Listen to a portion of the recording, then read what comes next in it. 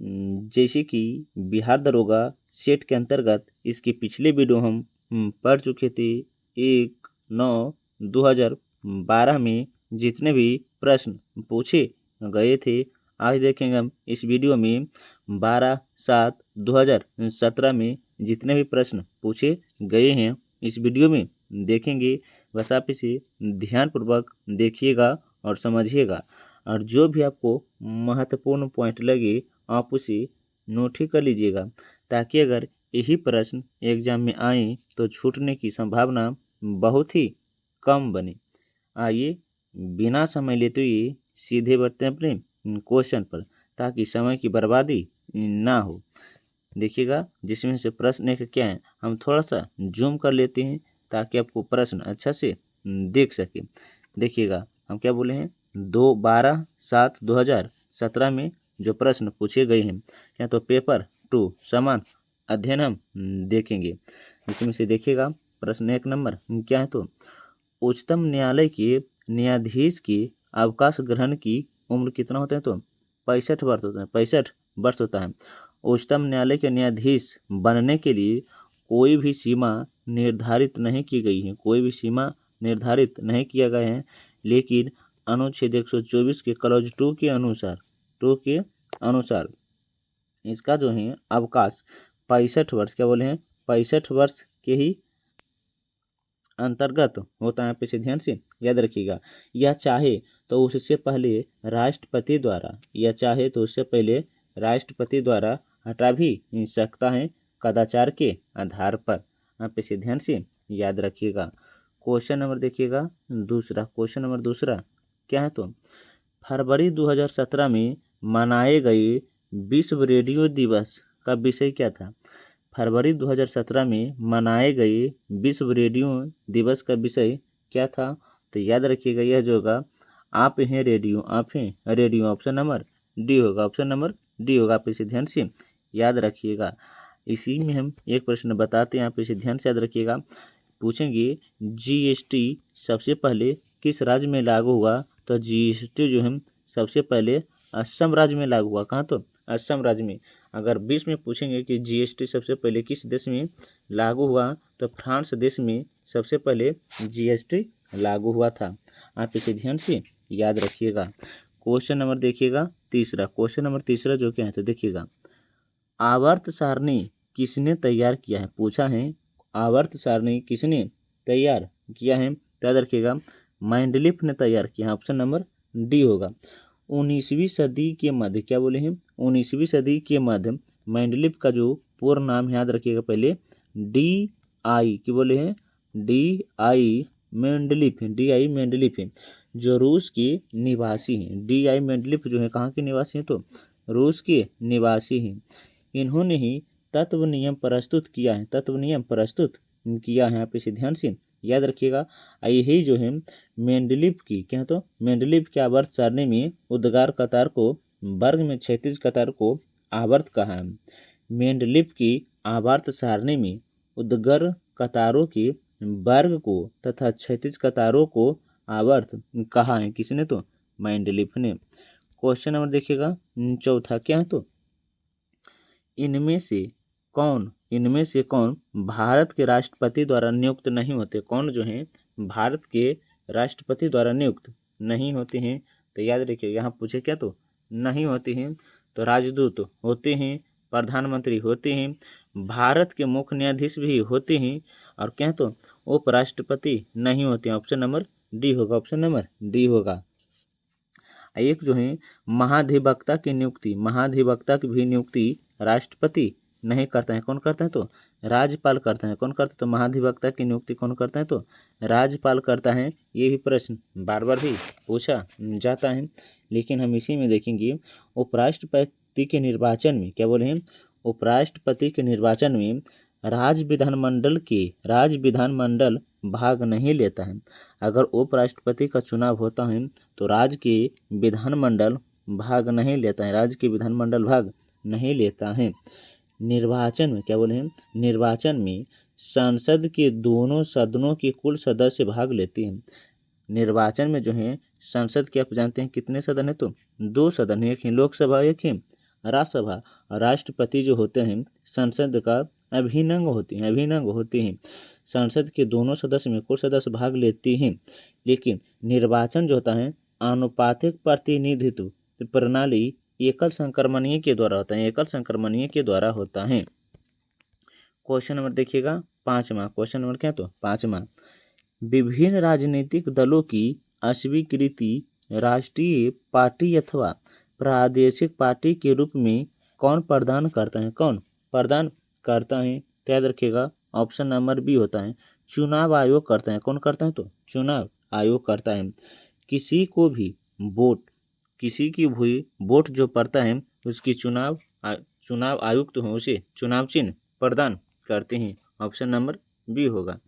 Question number देखिएगा 6 क्या है? तो बिहार के उप मुख्यमंत्री अभी कौन है?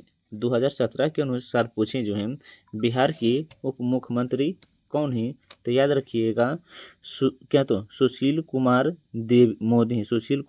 मोदी है। ऑप्शन नंबर बी होगा।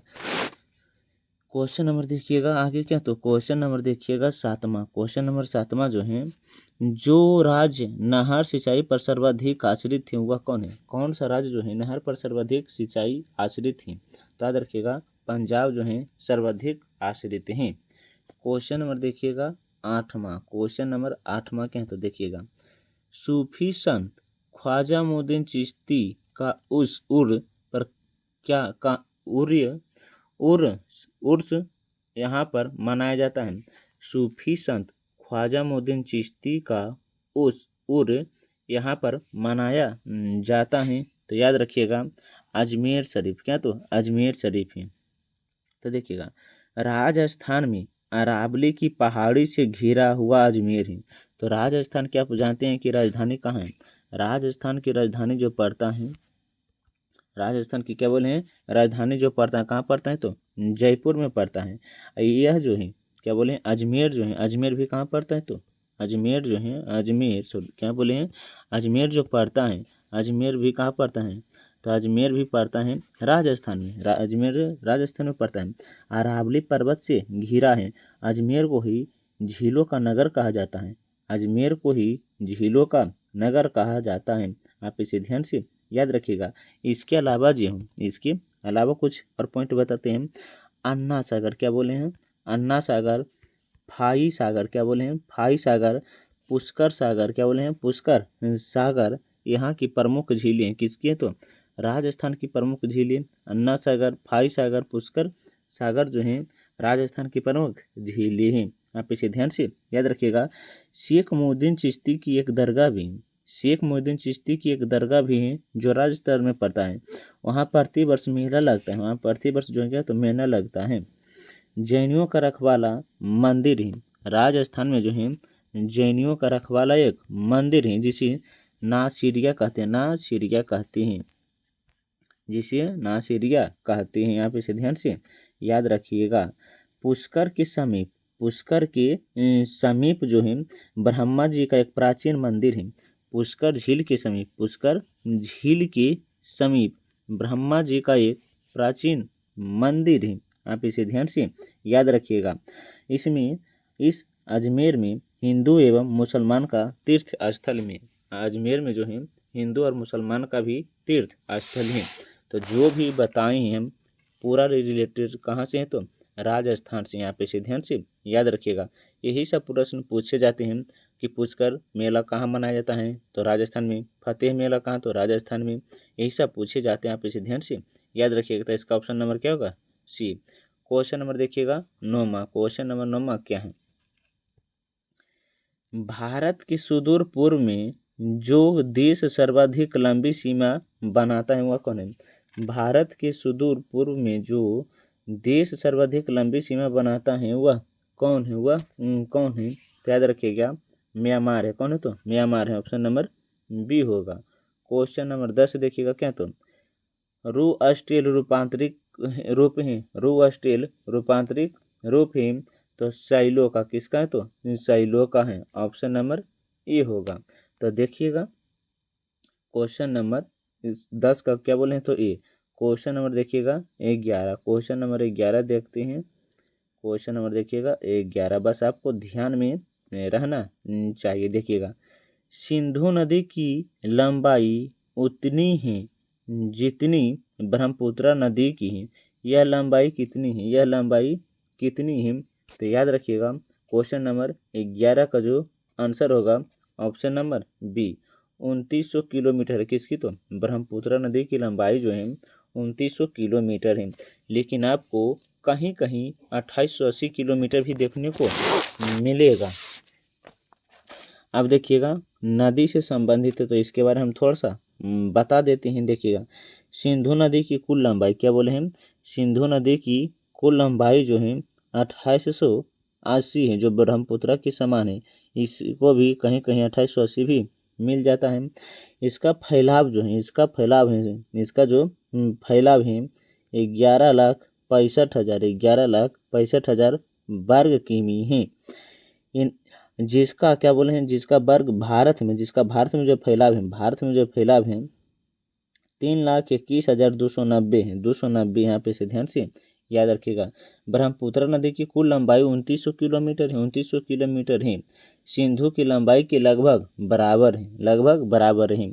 और सिंधु जल समझौता, क्या बोले हैं? सिंधु जल समझौता जो हुआ है भारत और पाकिस्तान के बीच 1960 में हुआ था। क्वेश्चन नंबर देखिएगा 12, क्या? तो भारतीय संविधान के अनुसार राज्य का कार्यकारी अध्यक्ष कौन होता है? भारतीय संविधान सभा के अनुसार राज्य का कार्यकारी कौन होता है? तो याद रखिएगा, 12 का जो होगा ऑप्शन नंबर बी, राष्ट्रपति होता है। कौन होता है? तो राष्ट्रपति होता है।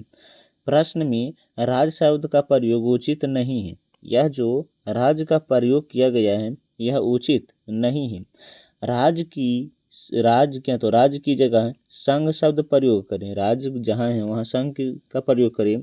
और संघ में कौन आता है? तो राष्ट्रपति आता है। कौन आता है? तो राष्ट्रपति आता है। क्वेश्चन नंबर देखिएगा 13, क्या है? तो कौन सी विश्व निकाय 1920 में स्थापित हुई और 1946 में भंग हुई? कौन सी निकाय हो जो है 1920 में स्थापित हुआ है, 1920 में स्थापित और 1946 में भंग हो गया था? तो याद रखिएगा, यह जो है लीग ऑफ नेशंस है। ऑप्शन नंबर सी होगा। क्वेश्चन नंबर देखिएगा आगे, क्या? तो क्वेश्चन नंबर 14 देखिएगा, भारतीय नागरिकों के मौलिक कर्तव्य हैं। तो याद रखिएगा 11 है। कितना? तो 11 है। आप जानते हैं कि मूल संविधान में कुल कितने कर्तव्य थे? तो मूल संविधान में एक भी कर्तव्य नहीं थे। यह कुल 42वां संविधान संशोधन द्वारा ही जोड़ा गया है। आप इसे ध्यान में रहना चाहिए। आप देखते हैं भारतीय संविधान में क्या बोले हैं? भारतीय संविधान में शिक्षा का अधिकार 86वां संविधान संशोधन 2002 के द्वारा जोड़ा गया है। आप इसे ध्यान से याद रखिएगा। यह जो है अनुच्छेद अगर पूछेंगे किसमें तो 51 के कम है, जो मौलिक कर्तव्य के अंतर्गत आता है। 6 से 14 वर्ष के लिए निःशुल्क सेवा अर्थात निःशुल्क शिक्षा के लिए ही संबंधित है। तो मूल संविधान में एक भी मौलिक अधिकार मूल कर्तव्य नहीं था। इसे 42वां संविधान संशोधन के द्वारा ही जोड़ा गया है। आप इसको ध्यान में रखिएगा। क्वेश्चन नंबर देखिएगा 15। क्वेश्चन नंबर 15 जो क्या? तो राज्यसभा में राज्यों की अधिकतम संख्या होती है। तो राज्यसभा में राज्यों के अधिकतम जो होते हैं 250 होते हैं। 250 होते हैं। आप इसे ध्यान से याद रखिएगा। ऑप्शन नंबर सी होगा। लेकिन संविधान के अनुच्छेद, क्या बोले हैं? संविधान के अनुच्छेद 80 के अनुसार राज्यसभा का गठन है। और उसमें बताया गया है कि 250 सदस्य होगा, जो 12 सदस्य राष्ट्रपति द्वारा मनोनीत किया जाएगा और 238 सदस्य जो हैं चुनाव राज्य या संघ राज्य क्षेत्र के द्वारा ही सदस्य नियुक्त होती हैं। तो याद रखिएगा, राष्ट्रपति जो हैं राज्यसभा में 12 सदस्य को मनोनीत करते हैं। लेकिन संविधान के अनुच्छेद 80 के अनुसार राज्यसभा का गठन के बारे में बताया गया है। क्वेश्चन नंबर देखिएगा 16। महात्मा गांधी का जन्म हुआ है तो 2 अक्टूबर 2 अक्टूबर 1869 को 2 अक्टूबर 1869 को गुजरात पोरबंदर नामक स्थान पर क्वेश्चन नंबर देखिएगा 17। क्वेश्चन नंबर 17 क्या है तो सिखों के गुरुओं द्वारा गुरु गोविंद सिंह थे। तो याद रखिएगा यह जो थे दासवे थे। कौन थे तो दासवे थे। तो इसका जो आंसर होगा किसका तो क्वेश्चन नंबर 17 को याद रखिएगा दासवे, ऑप्शन नंबर डी होगा। तो देखिए गुरु गोविंद सिंह सिख धर्म के 10वें एवं अंतिम गुरु माने जाते हैं। तो देखिएगा क्वेश्चन किस तरह पूछा है। सिखों के गुरुओं में गुरु गोविंद सिंह थे तो 10वें गुरु हैं। कौन थे तो 10वें गुरु, जबकि प्रथम गुरु थे तो कौन तो गुरु नानक थे। क्वेश्चन नंबर 18 देखिएगा कनिष्क कहाँ के राजा थे। कनिष्क पूछे हैं कहाँ के राजा थे। तो याद रखिएगा कनिष्क जो थे कुषाण वंश के राजा थे। लेकिन इसी में बताया गया है कुषाण वंश के राजा थे। कुषाण वंश का संस्थापक जो है कुजुल कडफिसेस हैं। कुजुल कडफिसेस है कुषाण वंश का संस्थापक। और इस वंश का कुषाण वंश का सबसे प्रतापी राजा जो निकला है कनिष्क था। सबसे प्रतापी राजा कौन था कनिष्क था। आप इसे ध्यान से याद रखिएगा। इसने अपनी राजधानी पुरुषपुर से पेशवार कर थी। राजधानी परिवर्तन जो किया था पुरुषपुर से पेशवार कर थी। और कनिष्क का जो था राजरोहन 78 ईस्वी में हुआ था। 78 ईस्वी में ही शक संवत चलाया था। किसने शक संवत चलाया था। आप इसे ध्यान से याद रखिएगा। जो पूरे भारत में इसका प्रयोग किया जाता है, शक संवत का प्रयोग पूरे भारत में किया जाता है। क्वेश्चन नंबर देखिएगा 19 क्या तो बेरी बेरी बुखार किसकी कमी से होता है। बेरी बेरी बुखार जो होता है किसकी कमी से होता है। तो याद रखिएगा विटामिन बी की कमी से बेरी बेरी बुखार होता है। बेरी बेरी रोग भोजन में विटामिन बी1 की कमी के कारण होता है। आप इसे ध्यान से याद रखिएगा। क्वेश्चन नंबर देखिएगा 20। क्वेश्चन नंबर 20 क्या है तो क्वेश्चन नंबर 20 जो है भारत पर आक्रमण करने वाला पहला मुसलमान कौन था। भारत पर आक्रमण करने वाला पहला मुसलमान कौन था। तो याद रखिएगा मोहम्मद बिन कासिम था। ऑप्शन नंबर बी होगा, ऑप्शन नंबर बी। आप इसे ध्यान से याद रखिएगा मोहम्मद बिन कासिम। अरबों पर क्या बोले हैं अरबों ने मोहम्मद बिन कासिम के नेतृत्व में 712 में सफल आक्रमण किया था। लेकिन 711 में 2 आक्रमण हुआ असफल थे। लेकिन पूछेंगे भारत पर अरबों ने आक्रमण कब किया था। तो याद रखिएगा आक्रमण अगर पूछेगा तो 711 में, लेकिन यहाँ से अगर पूछेगा सफल आक्रमण कब किया है तो 712 में। और किसने किया तो मोहम्मद बिन कासिम ने। आप इसे ध्यान से याद रखिएगा। क्वेश्चन नंबर देखिएगा 21। क्वेश्चन नंबर जो 21 है क्या है तो देखिएगा पृथ्वी अपनी धुरी पर घूमती है। पृथ्वी जो है अपनी धुरी पर घूमती है तो 23 घंटा 56 मिनट 4 सेकेंड 23 घंटा 56 minute 4 second. Option number C होगा। तो देखिएगा यह जो घूमता है कौन पृथ्वी अपने अक्ष पर जो है पश्चिम से पूर्व की ओर घूमता है। 23 घंटा 56 मिनट 4 सेकेंड चक्कर लगाता है। पृथ्वी की इसी गति को घूर्णन या दैनिक गति कहते हैं। इसी गति को घूर्णन या दैनिक गति कहते हैं। आप इसे ध्यान से याद रखिएगा। इस गति से दिन एवं रात होते हैं। घूर्णन गति ही के कारण पृथ्वी पर दिन एवं रात होते हैं। पृथ्वी को सूर्य की एक परिक्रमा करने में कितना वर्ष लगता है तो 100 वर्ष लगता है। कितना तो 100 वर्ष लगता है। इसे ध्यान से याद रखिएगा। क्वेश्चन नंबर देखिएगा 22। क्वेश्चन नंबर 22 क्या है तो क्वेश्चन नंबर 22 देखिएगा। क्वेश्चन नंबर 22 देख लीजिए क्या है तो ग्रह जो सूर्य की परिक्रमा करने में 88 दिन लगता है वह कौन है। वह कौन सा ग्रह जो है सूर्य की परिक्रमा सिर्फ 88 दिन में कर लेता है वह कौन है। तो याद रखिएगा बुध होगा। कौन है तो बुध होगा। Option number B, option number B होगा। आप इसे ध्यान से याद रखिएगा। बुध जो है सूर्य का सबसे निकटतम ग्रह है। सूर्य के सबसे निकटतम ग्रह कौन है? तो बुध है। आप इसे ध्यान से याद रखिएगा, निकटतम ग्रह है। इसके साथ साथ है जो सौर मंडल का सबसे छोटा ग्रह भी कौन है? तो सौर मंडल का सबसे छोटा ग्रह भी कौन है? तो बुध है, जिसके पास कोई भी उपग्रह नहीं। बुध और शुक्र के पास, बुध और शुक्र के पास कोई भी उपग्रह नहीं है।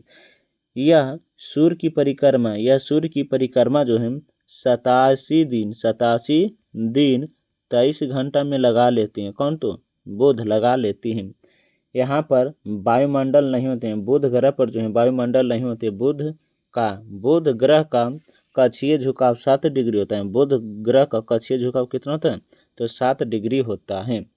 क्वेश्चन नंबर देखिएगा 23। क्वेश्चन नंबर 23 क्या है? तो उस शहर का देशांतर क्या है जहाँ स्थानीय समय 6 बजे समय है, जबकि ग्रीनविच औसत समय 4 बजे शाम है। 4 बजे शाम है। तो याद रखिएगा क्वेश्चन नंबर 23 का जो होगा, क्वेश्चन नंबर 23 का ऑप्शन नंबर ए 30 डिग्री पूर्वी देशांतर, 30 डिग्री पूर्वी देशांतर होगा। ऑप्शन नंबर ए होगा, ऑप्शन नंबर ए होगा। देखिएगा क्वेश्चन नंबर जो है 24। क्वेश्चन नंबर 24 क्या है? तो इनमें से क्या बोले हैं? इनमें से कौन इस्पात प्लेट से युक्त नहीं है? कौन जो है इस्पात प्लांट से युक्त नहीं, इस्पात प्लांट से युक्त नहीं है? तो क्या? तो सिंदरी जो है इस्पात प्लांट से युक्त नहीं है, जबकि भिलाई है, पारादीप है, विशाखापत्तनम है। पारादीप एक बंदरगाह है जो उड़ीसा में पड़ता है, और हल्दिया बंदरगाह भी कहाँ है? तो उड़ीसा में है, और विशाखापत्तनम जो है आंध्र प्रदेश में पड़ता है, जो सबसे गहरा बंदरगाह है, आप इसे ध्यान में याद रखिएगा। झारखंड राज्य में स्थित सिंदरी खाद कारखाना के लिए प्रसिद्ध है। झारखंड राज्य में जो है सिंदरी किसके लिए प्रसिद्ध है? तो खाद कारखाना के लिए प्रसिद्ध है। क्वेश्चन नंबर देखिएगा 25। क्वेश्चन नंबर 25 जो है गारो जनजाति है तो मेघालय की। गारो जनजाति कहाँ के? तो मेघालय की। आप इसे ध्यान से याद रखिएगा। इसके अलावा बताते हैं, देखिएगा कि गारो जनजाति कहाँ के हैं? तो मेघालय की। और मेघालय में जो है और कौन कौन से त्यौहार मनाए जाते हैं? तो देखिएगा यहाँ से पूछेंगे कि मेघालय में कौन से त्यौहार मनाए जाते हैं? तो गारो, खासी, क्या बोले हैं? गारो, खासी और जयंतिया। जबकि असम में रामभा, क्या बोले हैं? रामभा, दीमार, क्या बोले हैं? दीमारा। इसके अलावा जो है कोछाड़ी, क्या बोले हैं? कोछारी, बीडू और मिकिर भी कहाँ मनाया जाता है? तो असम में ही मनाया जाता है। और एक है बिहार। तो देखिएगा बिहार में जो है बिहार में क्या बन कोल मुंडा संथाल मनाया जाता है। और उत्तर प्रदेश में क्या बोले हैं? उत्तर प्रदेश में जो है मोपा, क्या बोले हैं? मोपा, डाबाला, सुरलुंग। और इसके अलावा है मिसमी, क्या बोले हैं? मिसमी, क्या? तो मिसमी। अन्नी क्या है? मिनियोग है। और झारखंड में एक मनाया जाता है, एक है झारखंड में मोंडा हो ओराव। झारखंड में कौन सा उत्सव मनाया जाता है? तो मोंडा हो ओराव। ये सभी उत्सव कहाँ मनाया जाता है? तो झारखंड में मनाया जाता है। आप इसे ध्यान से याद रखिएगा। क्वेश्चन नंबर देखिएगा 26 क्या? तो रामनाथ कोविंद राष्ट्रपति का पद प्रत्याशी बनाए जाने के समय किस राज्य के राज्यपाल के पद पर थे? किस राज्य के राज्यपाल के पद पर थे? तो बिहार के। किसके? तो बिहार के। ऑप्शन नंबर सी होगा। क्वेश्चन नंबर देखिएगा 27। क्वेश्चन नंबर 27 क्या है? तो उस खगोलिक भौतिक शास्त्री का नाम बताइए जो एक क्षत्रिय रोग से पीड़ित और केवल कंप्यूटर के माध्यम से ही अपनी बात कर पाता है, तो वह कौन है?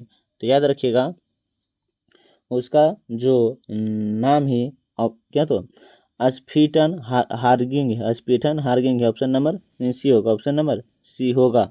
क्वेश्चन नंबर देखिएगा आगे क्या है, तो क्वेश्चन नंबर 28 देखिएगा।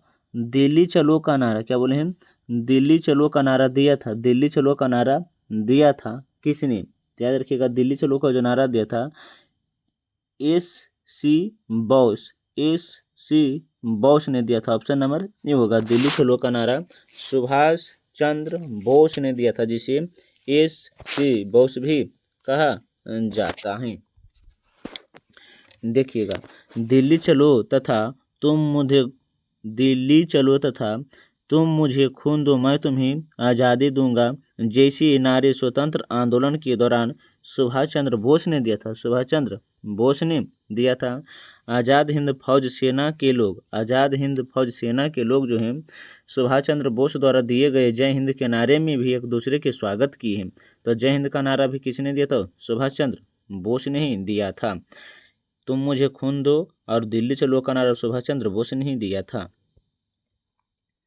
क्वेश्चन नंबर क्या है, तो देखिएगा क्वेश्चन नंबर जो है 29 क्या है, तो भारत की बुलबुला किसे कहा जाता है, भारत की बुलबुल किसे कहा जाता है, तो याद रखिएगा भारत की जो बुलबुल है किसे कहा जाता है, तो सरोजनी नायडू को, सरोजनी नायडू को भारत की बुलबुल कहा जाता है। आप इसे ध्यान से याद रखिएगा। इसी भारत की कोकिला सरोजनी नायडू को कहा जाता है, भारत की कोकिला और भारत की बुलबुल सरोजनी नायडू को ही कहा जाता है।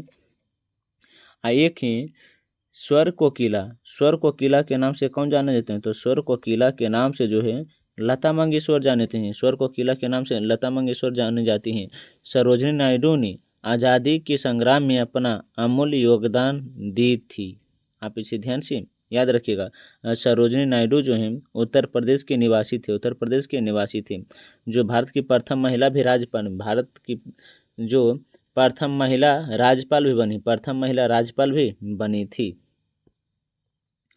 क्वेश्चन नंबर देखिएगा 30 क्या, तो पेस मेकर संबंधित हैं किससे, पेस मेकर जो है किससे संबंध रखता है, तो हृदय से संबंध रखता है। पेस मेकर जो है हृदय से संबंध रखता है। यह कृत्रिम पेस मेकर लाया जाता है, कृत्रिम पेस मेकर लाया जाता है। आप इसे ध्यान से याद रखिएगा। कृत्रिम मेस पेकर लगभग 10 वर्षों तक कार्य करता है। कृत्रिम मेस पेकर जो है कितना तक, तो 10 वर्षों तक लगभग कार्य करता है। क्वेश्चन नंबर देखिएगा 31 क्या है, तो भारत के प्रथम गवर्नर जनरल कौन थे, भारत के प्रथम गवर्नर जनरल कौन थे, तो याद रखिएगा वारेन हेस्टिंग्स थे, वारेन हेस्टिंग्स थे। ऑप्शन नंबर सी होगा, ऑप्शन नंबर सी होगा। आप इसे ध्यान से याद रखिएगा किसका, तो क्वेश्चन नंबर 31। एक मिनट क्या पूछे हैं, भारत के प्रथम गवर्नर जनरल, तो लॉर्ड विलियम बेंटिंक है, लॉर्ड विलियम बेंटिंक है। 31 का डी होगा, 31 का डी होगा। तो देखिएगा वारेन हेस्टिंग्स, क्या बोले हैं, वारेन हेस्टिंग्स बंगाल के प्रथम गवर्नर जनरल थे। तो पूछेंगे बंगाल के प्रथम गवर्नर जनरल कौन थे, तो वारेन हेस्टिंग्स थे, वारेन हेस्टिंग्स थे। लेकिन औपचारिक रूप से वो भारत के भी थे, परंतु भारत के गवर्नर जनरल औपचारिक रूप से लॉर्ड विलियम बेंटिंक थे। ऑप्शन नंबर डी होगा। क्वेश्चन नंबर देखिएगा 32, क्वेश्चन नंबर 32 क्या है, तो देखिएगा भारत के सर्वोदय नेता लोकनायक जयप्रकाश नारायण का जीवन काल है, जयप्रकाश नारायण का जीवन काल है यह कब से कब तक है, जयप्रकाश नारायण का जो है जीवन काल जो है कब से कब तक है, तो 1902 से 1979, 1902 से 1979 है। आप इसे ध्यान से याद रखिएगा। लोकनायक जयप्रकाश नारायण का जन्म जो हुए सिताब दियार नामक में हुआ था, सिताब दियार नामक में हुआ था। कितना, तो 11 अक्टूबर सिताब दियार नामक स्थान पर हुआ था। 11 अक्टूबर 1902 को हुआ था, 11 अक्टूबर 1902 को हुआ था। और उनके पिता का नाम हर्षु दयाल था। जयप्रकाश नारायण के पिता का नाम हर्षु, क्या बोले हैं, हर्षु दयाल था, जबकि माता का नाम फूल रानी था, फूल रानी था। और पत्नी का नाम प्रभावती देवी, जयप्रकाश नारायण के पत्नी का नाम प्रभावती देवी थी। ये भी भारत छोड़ो आंदोलन, सविनय अवज्ञा आंदोलन के दौरान भी महत्वपूर्ण भूमिका निभाई थी।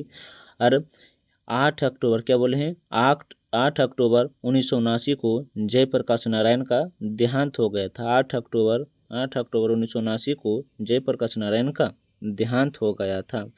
क्वेश्चन नंबर देखिएगा 33 क्या है तो विख्यात सोमनाथ मंदिर किसने नष्ट किया है। विख्यात सोमनाथ मंदिर किसने नष्ट किया है। याद रखिए विख्यात जो है सोमनाथ मंदिर जो नष्ट किया है सुल्तान महमूद ने किया था। सुल्तान महमूद ने किया था। आप इसे ध्यान से याद रखिएगा।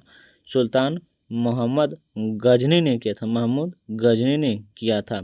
महमूद गजनी जो है 27 वर्ष की अवस्था में 27 वर्ष की अवस्था में 998 से 998 को वह गादी पर बैठा है।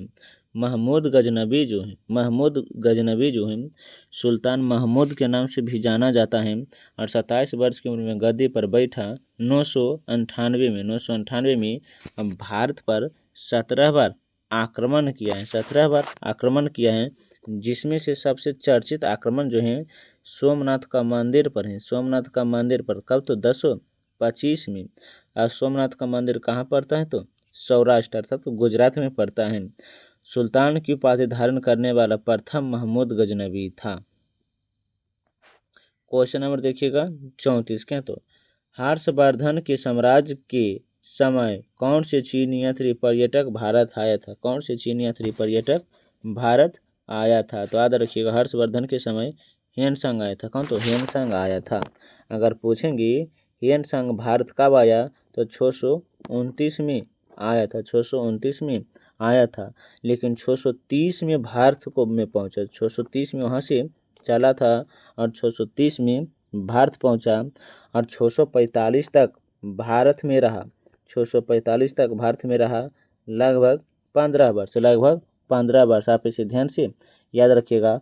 ह्वेनसांग जो है नालंदा विश्वविद्यालय में बौद्ध शिक्षा का ग्रहण किया है। बौद्ध शिक्षा का भी ग्रहण किया है और इसका एक पुस्तक है सीयूकी क्या तो सीयूकी जिसमें 138 देशों का विवरण मिलता है।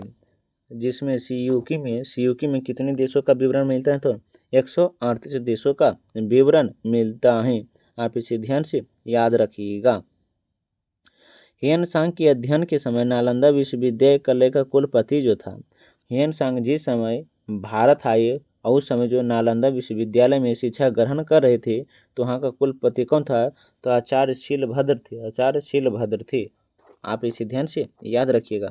जो भी हम बोलते जा रहे हैं बिहार की और एग्जाम के लिए भी महत्वपूर्ण साबित हो सकता है। यही प्रश्न है जो है एग्जाम में बार बार पूछे जाते हैं। क्वेश्चन नंबर देखिएगा 35 भारत में राष्ट्रीय आय लेखा किसके द्वारा प्रकाशित किया जाता है। भारत में राष्ट्रीय आय लेखा किसके द्वारा प्रकाशित किया जाता है। याद रखिएगा केंद्रीय सांख्यिकी संगठन के द्वारा। भारत में राष्ट्रीय आय लेखा किसके द्वारा प्रकाशित किया जाता है तो केंद्रीय सांख्यिकी संगठन के द्वारा। ऑप्शन नंबर डी होगा। आप इसे ध्यान से याद रखिएगा। यह जो है भारत में वित्तीय वर्ष क्या बोले भारत में वित्तीय वर्ष जो है 1 अप्रैल से 31 मार्च मनाते हैं। 1 अप्रैल से 31 मार्च मनाते हैं। क्वेश्चन नंबर देखिएगा 36। क्वेश्चन नंबर 36 क्या है तो किस यौगिक का अणु सहित 40 होता है। किस यौगिक का अणु सहित 40 होता है। तो आप इसे ध्यान से याद रखिएगा। किसका होगा तो NaOH। ऑप्शन नंबर बी होगा। किस यौगिक का अणु सहित 40 है तो NaOH। ऑप्शन नंबर बी होगा। ऑप्शन नंबर बी होगा। आप इसे ध्यान से याद रखिएगा। क्वेश्चन नंबर देखिएगा कितना है तो 37। क्वेश्चन नंबर 37 जो है पूछा है क्या कितने अणु 1 मोल के बराबर होते हैं। कितने अणु जो हैं 1 मोल के बराबर होते हैं। याद रखिएगा 6.023 गुना 10 पर पावर 23। ऑप्शन नंबर ए होगा। ऑप्शन नंबर ए होगा। इसमें कार्बन जो है 12 ग्राम 1 मोल में होता है। 12 ग्राम 1 मोल में 6.022 गुना 10 पर पावर 23 परमाणु होते हैं। आप इसे ध्यान से याद रखिएगा। 1967 में मोल इकाई का स्वीकार किया गया था। 1967 में मोल इकाई का स्वीकार किया, तो पूछेंगे मोल का स्वीकार किस वर्ष किया गया था? 1967 में किया गया था। क्वेश्चन नंबर देखिएगा क्या, तो क्वेश्चन नंबर 38 देखिएगा क्या, तो प्लास्टर ऑफ पेरिस का सूत्र होता है, प्लास्टर ऑफ पेरिस का सूत्र क्या होता है? तो याद रखिएगा प्लास्टर ऑफ पेरिस का जो सूत्र होता है CaO4 into 2 into half H2O into half H2O। Option number B होगा, ऑप्शन नंबर बी होगा। आप इसे ध्यान से याद रखिएगा, CaO4 into 2 into half H2O, option number B होगा। देखिएगा इसे जो है प्लास्टर ऑफ पेरिस को अर्ध जलीयुक्त कैल्शियम कहा भी जाता है, अर्ध जलीयुक्त कैल्शियम भी कहा जाता है। यह एक सफ़ेद चूर्ण होता है, यह एक सफ़ेद चूर्ण होता है। इसका रासायनिक नाम कैल्शियम सल्फेट हेमीहाइड्रेट है, कैल्शियम सल्फेट हेमीहाइड्रेट। आप इसे ध्यान से याद रखिएगा। क्वेश्चन नंबर देखिएगा 39, क्वेश्चन नंबर 39 क्या है, तो विद्युत अपघटनी प्रक्रिया में कौन सा तत्व नहीं होता है? विद्युत अपघटनीय प्रक्रिया में कौन सा तत्व प्राप्त नहीं होता है? कौन सा तत्व प्राप्त नहीं होता है? तो 39 का जो होगा, क्वेश्चन नंबर 39 का जो होगा ऑप्शन नंबर डी होगा, लोहा। क्या पूछे देखिएगा, विद्युत अपघटनीय क्या बोले हैं, विद्युत अपघटनीय प्रक्रिया में कौन सा तत्व भाग नहीं लेता है? तो लोहा नहीं लेता है। क्वेश्चन नंबर देखिएगा 40 क्या है, तो विश्व बैंक का दूसरा नाम क्या है? विश्व बैंक का दूसरा नाम क्या है? तो याद रखिएगा IBRD है, IBRD है। विश्व बैंक का दूसरा नाम क्या है? तो IB क्या बोले हैं, IBRD है, IBRD है विश्व बैंक का दूसरा नाम। आप इसे ध्यान से याद रखिएगा। क्वेश्चन नंबर देखिए, हाँ लेकिन पूछेंगे IBRD अर्थात पुनः निर्माण एवं विकास के लिए बहुत ही महत्वपूर्ण है, जिसे विश्व बैंक के दूसरा नाम से भी जाना जाता है। 1945 में विश्व बैंक का गठन हुआ था, 1945 में विश्व बैंक का गठन हुआ था। क्वेश्चन नंबर 41 देखिएगा, खाने का सोडा कौन है? खाने का सोडा कौन है? तो देखिएगा खाने का जो सोडा होगा, खाने का सोडा जो है option number D sodium bicarbonate है, सोडियम बाइकार्बोनेट है। खाने का सोडा कौन है? तो sodium bicarbonate, option number D होगा, ऑप्शन नंबर डी होगा। आप इसे ध्यान से याद रखिएगा। क्वेश्चन नंबर 41 का जो होगा खाने का सोडा, तो sodium bicarbonate, option number D होगा। और सोडियम बाइकार्बोनेट का जो सूत्र होता है NaHCO3 होता है, NaHCO3 होता है। आप इसे ध्यान से याद रखिएगा।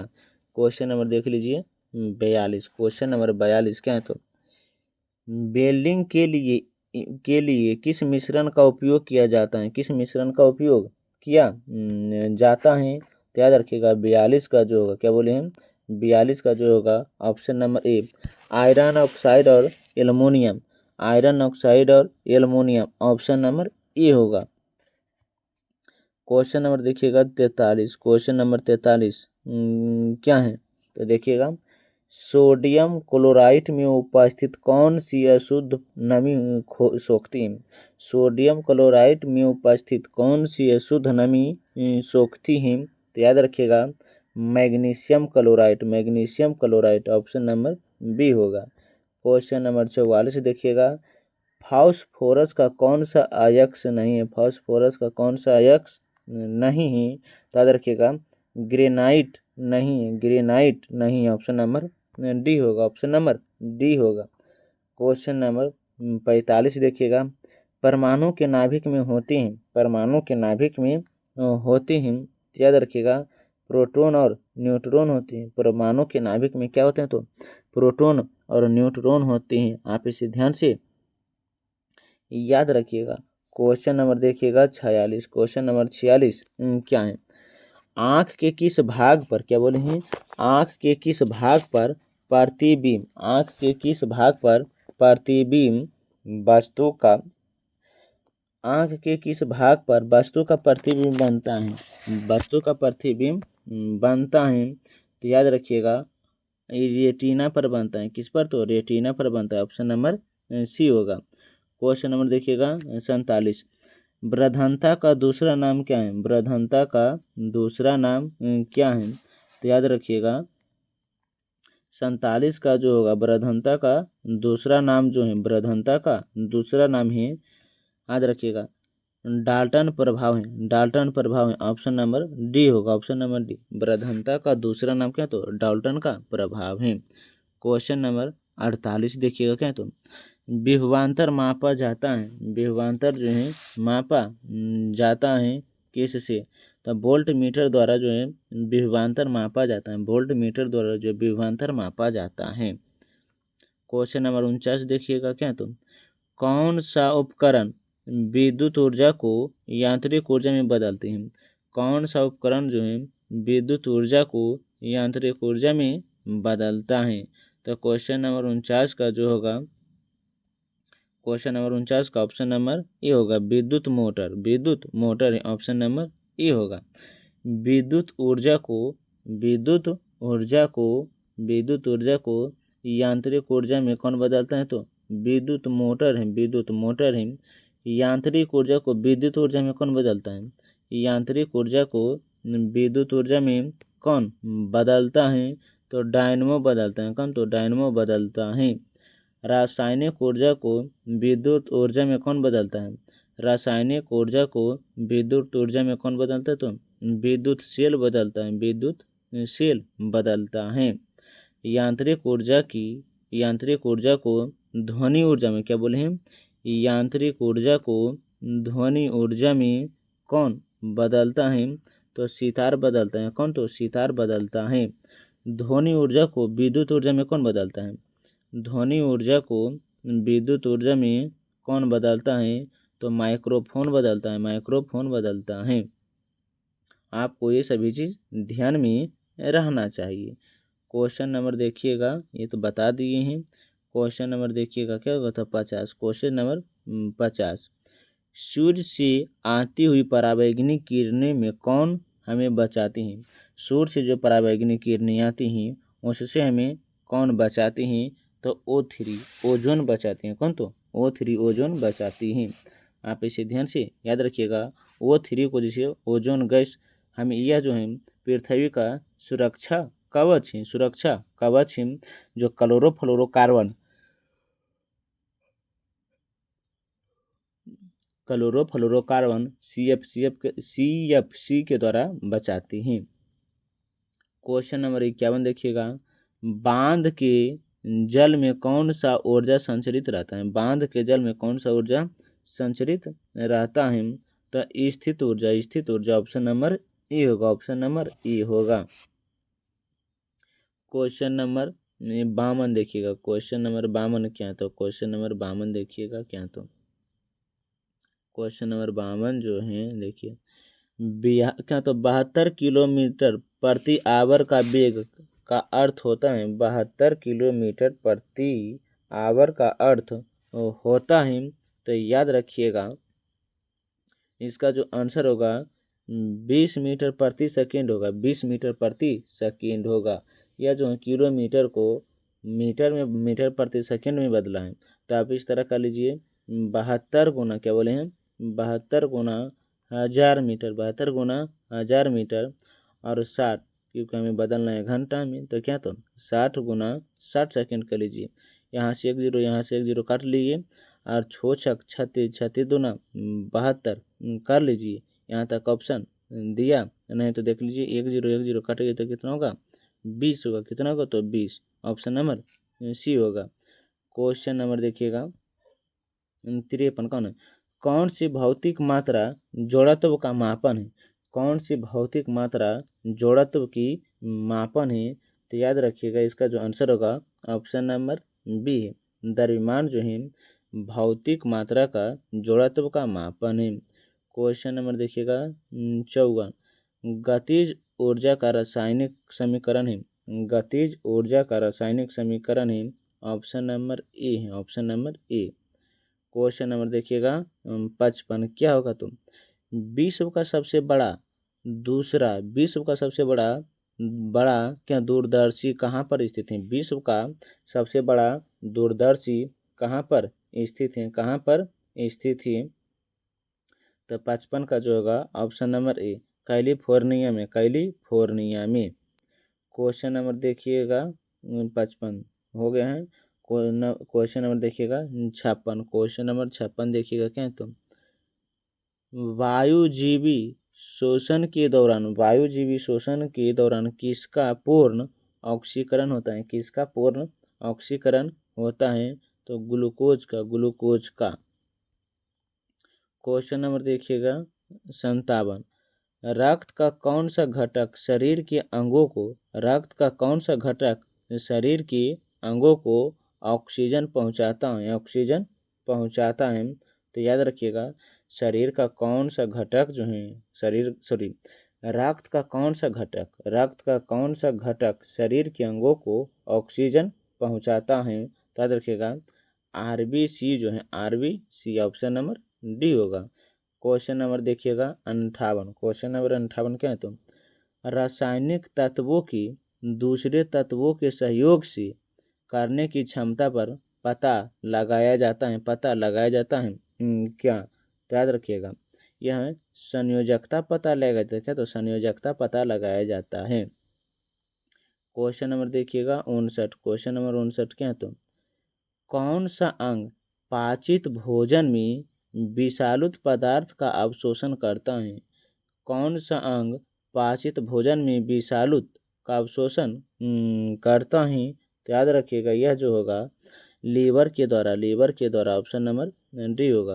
क्वेश्चन नंबर देखिएगा 60, मूल रूप, मूल द्वारा वनस्पतिक प्रवर्धन इनमें से होता है, मूल द्वारा वनस्पतिक प्रवर्धन इसमें किसके द्वारा होता है, तो याद रखिएगा क्या पोटाटो द्वारा, पोटाटो द्वारा, ऑप्शन नंबर ए होगा। क्वेश्चन नंबर देखिएगा 61, क्वेश्चन नंबर 61 क्या है तो बिहार की द्वितीय राजभाषा कौन है, बिहार की द्वितीय राजभाषा उर्दू है, कौन है तो बिहार की द्वितीय राजभाषा कौन है तो उर्दू है, जबकि प्रथम कौन है तो हिंदी है, प्रथम कौन है तो हिंदी है। आपको ये चीज़ ध्यान में रहना चाहिए। देखिएगा अब भाषा की जो चर्चा है, भाषा की जो चर्चा है हिंदी भाषा की 343 अनुच्छेद में, 343 अनुच्छेद में है। क्वेश्चन नंबर देखिएगा 62, क्वेश्चन नंबर 62 क्या तो बिहार के मुख्यमंत्री की नियुक्ति कौन करता है, बिहार के मुख्यमंत्री की नियुक्ति कौन करता है, तो बिहार के राज्यपाल करता है, बिहार के राज्यपाल करता है। और राज्यपाल किस अनुच्छेद के जो नियुक्ति करता है, किस अनुच्छेद के तहत करता है, तो अनुच्छेद 165 के तहत, अनुच्छेद 165 के तहत। लेकिन पूछेंगे राज्यपाल का उल्लेख किस अनुच्छेद में, तो अनुच्छेद 153 में, 152 में, 152 में ही। आप इसे ध्यान से याद रखिएगा। क्वेश्चन नंबर देखिएगा क्वेश्चन नंबर 63, क्वेश्चन नंबर 63 क्या है तो एक मिनट देखिए, क्वेश्चन नंबर 63 जो है भारत के उपराष्ट्रपति का चुनाव करने वाले सदस्य कौन होते हैं, भारत के उपराष्ट्रपति का चुनाव करने वाले सदस्य कौन होते हैं, तो याद रखिएगा यह जो होते हैं पार्लियामेंट होते हैं, पार्लियामेंट होते हैं जो भारत के उपराष्ट्रपति का चुनाव करते हैं। उपराष्ट्रपति का जो चर्चा है अनुच्छेद 63 में, अनुच्छेद 63 में है। क्वेश्चन नंबर 64 देखिएगा मुख्य न्यायाधीश की अतिरिक्त उच्च न्यायालय के न्यायाधीश की संख्या होती है, मुख्य न्यायाधीश के अतिरिक्त उच्च न्यायालय के न्यायाधीश की संख्या होती है, तो याद रखिएगा क्वेश्चन नंबर 64 का जो होगा, क्वेश्चन नंबर 64 का जो होगा 30 होता है, ऑप्शन नंबर सी। देखिएगा क्वेश्चन नंबर 65, क्वेश्चन नंबर 65 क्या है तो देखिएगा भारत क्या है, भारत क्या है, यहाँ पूछे भारत क्या है या भारत है, तो धर्मनिरपेक्ष राष्ट्र है, धर्मनिरपेक्ष राष्ट्र है, ऑप्शन नंबर ए होगा, ऑप्शन नंबर ए होगा। आप इसे ध्यान से याद रखिएगा। यह जो है भारत एक धर्मनिरपेक्ष राज्य है। भारतीय संविधान के प्रस्तावना में 42वां संविधान संशोधन 1976 के द्वारा समाजवादी, पंथ निरपेक्ष, जिसे धर्मनिरपेक्ष भी कहा जाता है, और अखंडता शब्द जोड़ा गया है। प्रस्तावना जो है संविधान की कुंजी है। प्रस्तावना जो है संविधान की क्या है तो कुंजी है। आप इसे ध्यान से याद रखिएगा। क्वेश्चन नंबर देखिएगा 66। क्वेश्चन नंबर 66 क्या है तो पुरानी लिच्छवी राज्य की राजधानी थी। पुरानी लिच्छवी राज्य की राजधानी कहाँ थी तो वैशाली थी। कहाँ तो वैशाली थी। बुद्ध काल में सबसे बड़ा शक्तिशाली राज्य तो जो था वैशाली गणराज्य ही बना था। वैशाली गणराज्य ही बना था। आप इसे ध्यान से याद रखिएगा। क्वेश्चन नंबर देखिएगा 67 क्या है तो जो राज्यसभा जो सदस्य लोकसभा के अध्यक्ष का चुनाव करते हैं वह होते हैं। जो सदस्य लोकसभा अध्यक्ष का चुनाव करते हैं वो होते हैं, तो याद रखिएगा वह जो होते हैं, ऑप्शन नंबर डी, लोकसभा होते हैं। लोकसभा होते हैं। क्वेश्चन नंबर देखिएगा 68 क्या है तो राज्यसभा के राष्ट्रपति जिन सदस्य द्वारा चुने जाते हैं वे होते हैं। याद रखिएगा 61 का जो होगा क्या बोले हैं 68 का जो होगा क्वेश्चन नंबर 68 जो है भारत के राष्ट्रपति जिन सदस्यों द्वारा चुना जाता है वह कौन होते हैं तो पार्लियामेंट एवं राज्य के विधानमंडल। पार्लियामेंट एवं राज्य के विधानमंडल। क्वेश्चन नंबर देखिएगा 69 क्या तो पंचायती राज लागू किया जाता है। पंचायती राज जो है लागू किया जाता है। तो पंचायती राज जो सबसे पहले लागू हुआ था, पंचायती राज सबसे पहले लागू 1959 में हुआ था। 1959 में हुआ था। 2 अक्टूबर 1959 को भारत के प्रधानमंत्री पंडित जवाहरलाल नेहरू ने राजस्थान के नागौर जिला में पंचायती राज का शुभ आरंभ किया था। अब पंचायती राज जो है 73वां संविधान संशोधन के द्वारा जोड़ा गया था। लेकिन पूछेंगे किस अनुसूची में तो 11वीं अनुसूची में अनुभाग 9 में पंचायती राज का उल्लेख भाग 9 में है, अनुच्छेद 243 क से 243 न तक। आप इसे ध्यान से याद रखिएगा। क्वेश्चन नंबर देखिएगा 70। क्वेश्चन नंबर 70 क्या तो उपचुनाव कराया जाता है। उपचुनाव कराया जाता है तो कभी भी उपचुनाव जो है कभी भी करवा सकता है। उपचुनाव जो है कभी भी करवा सकता है। उपचुनाव होने के बाद चुनाव जो है मुख्य स्थिति में कभी भी रह सकता है। और चुनाव जो है लोकसभा, विधानसभा, राष्ट्रपति प्रत्येक वर्ष पर रखा जाता है, लेकिन उपचुनाव जो है कभी भी हो सकता है।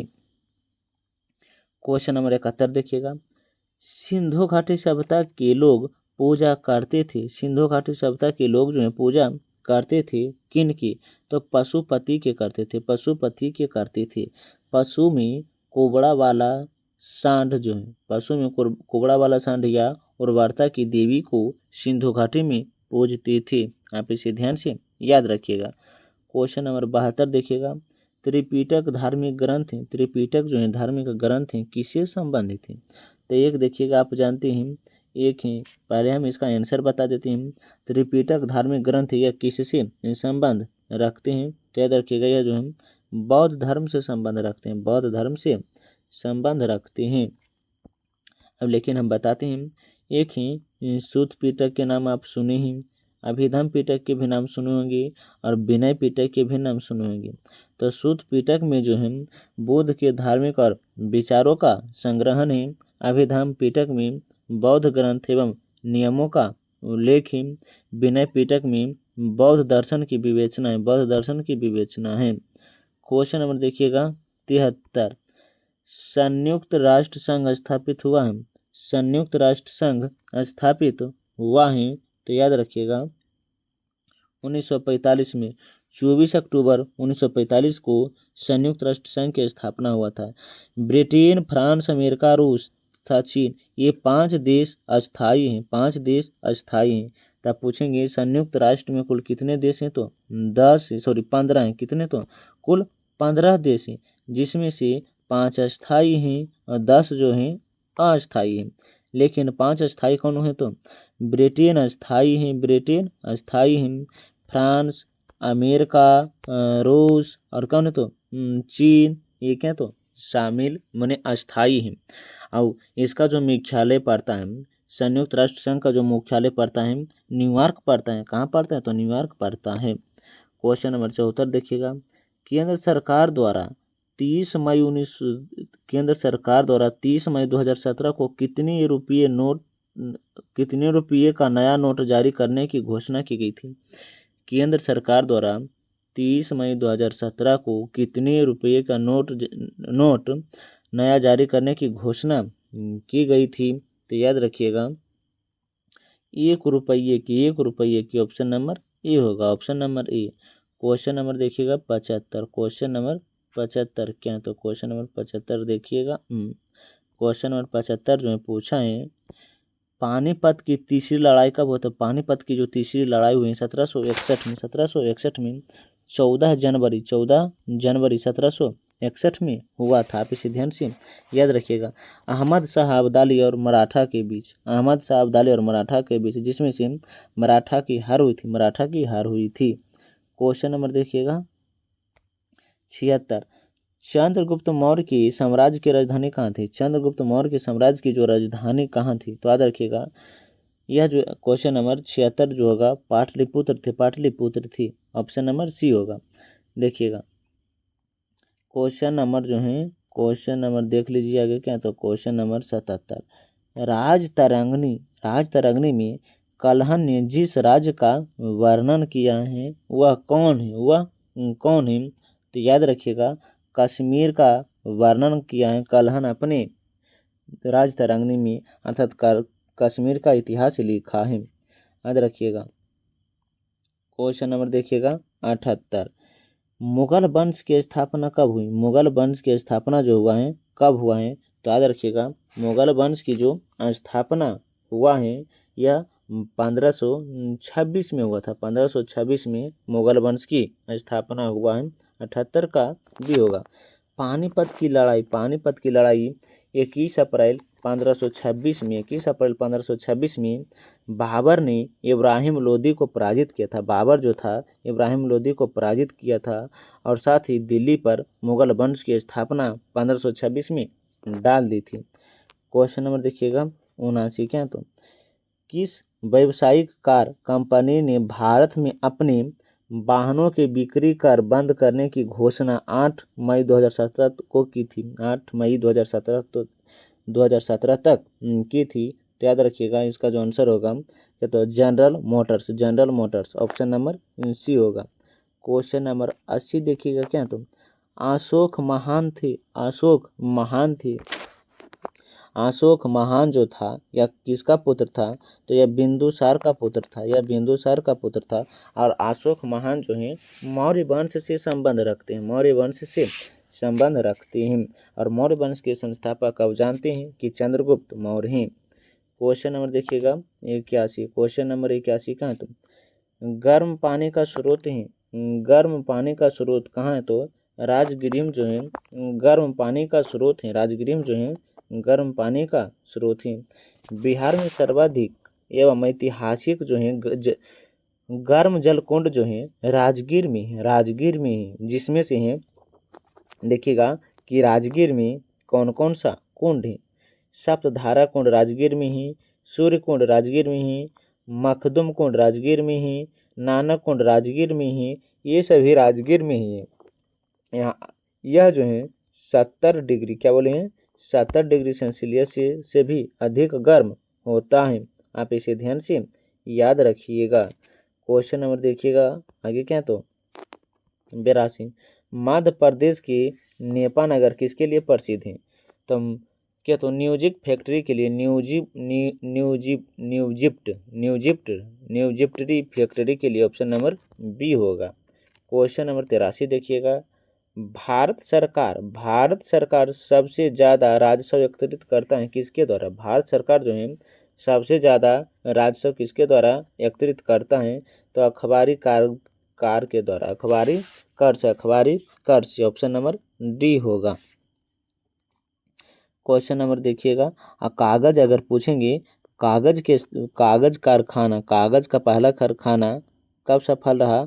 तो 1879 में कहाँ तो लखनऊ में, लखनऊ में, आप इसे ध्यान से याद रखिएगा। नेपनगर जो है देश का प्रथम क्या तो न्यूज प्रिंट निर्माण है, न्यूज प्रिंट निर्माण है।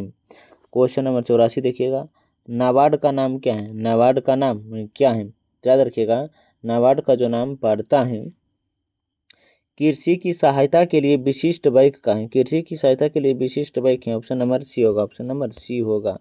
क्वेश्चन नंबर 85 देखिएगा, भारत में कुल सिल्क वस्त्रों का, भारत में कुल सिल्क वस्त्रों का लगभग 50% उत्पादन करने वाला राज्य कौन है, उत्पादन करने वाला राज्य कौन है, तो कर्नाटक है, कौन है, तो कर्नाटक है, ऑप्शन नंबर डी होगा।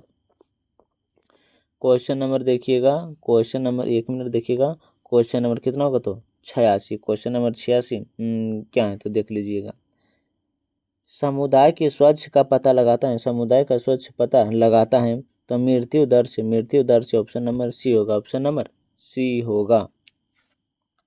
क्वेश्चन नंबर देखिएगा 87, क्वेश्चन नंबर 87 आगे क्या होगा, तो क्वेश्चन नंबर 87 हम थोड़ा इसे कर देते हैं।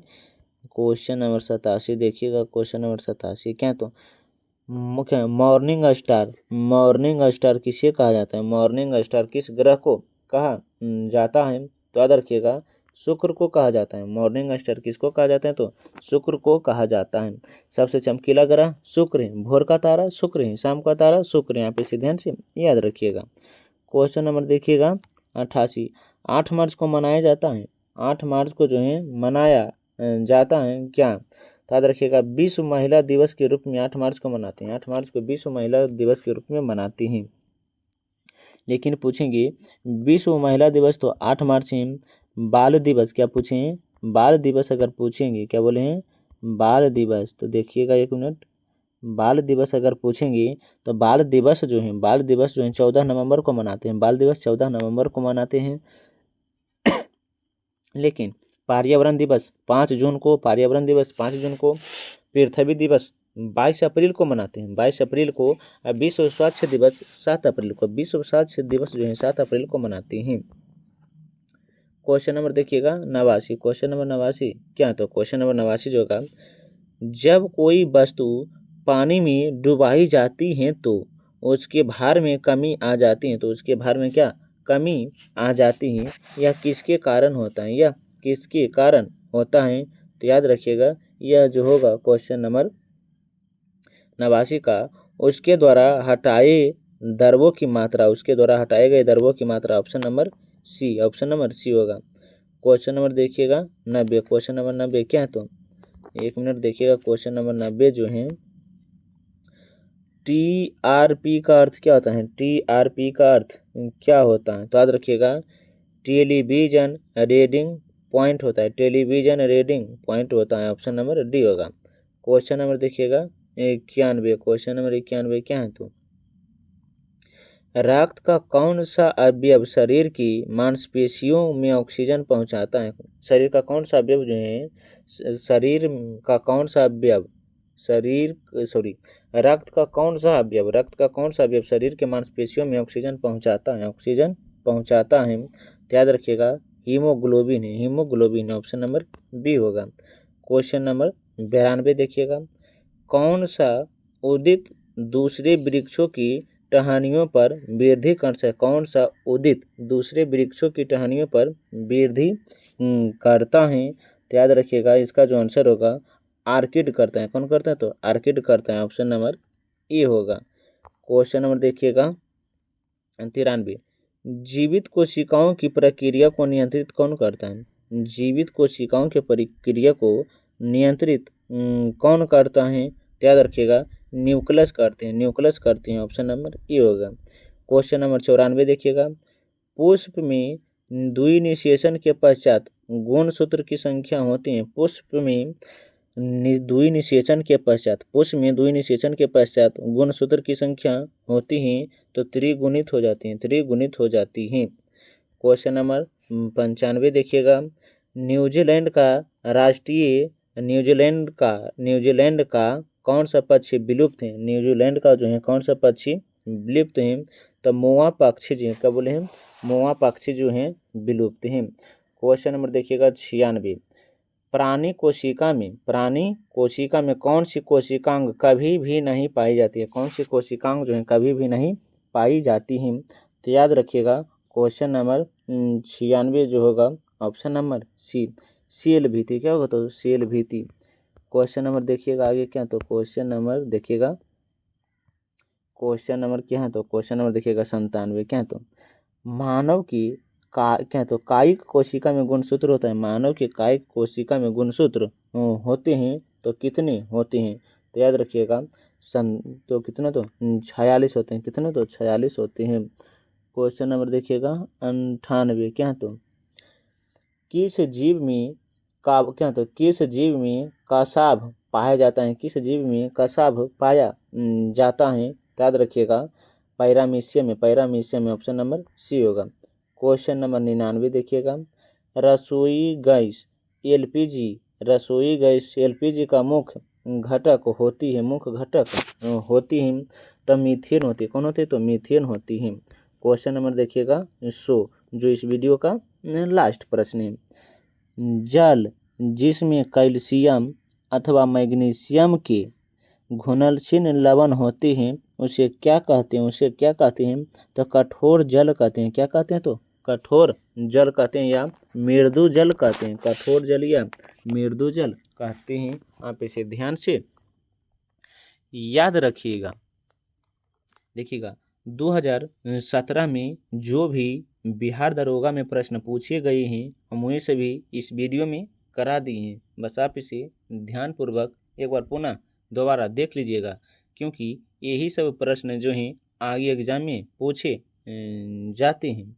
अगर वीडियो और कंटेंट अच्छा लगता है तो वीडियो को लाइक, सब्सक्राइब, कमेंट और साथ साथ अपने दोस्तों के साथ भी शेयर कीजिएगा, ताकि इस वीडियो से दूसरों को भी लाभ हो सके। अब मिलते हैं नए वीडियो के साथ, तब तक के लिए जय हिंद, जय भारत।